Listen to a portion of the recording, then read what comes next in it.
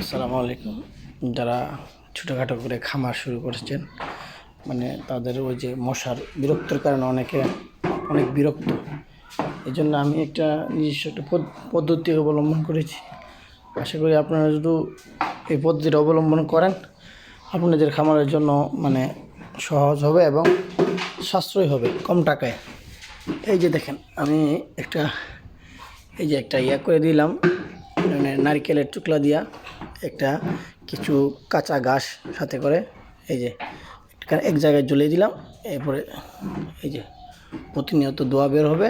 এটা প্রায় 3 থেকে 4 ঘন্টা এটা চলবে। আপনার এইসব চললে আমার আশা করি আপনার খামারের মধ্যে কোনো ধরনের মশা, মাছি এবং মাকড়সা কোনোটি থাকবে না। এই যে দেখেন, এই যে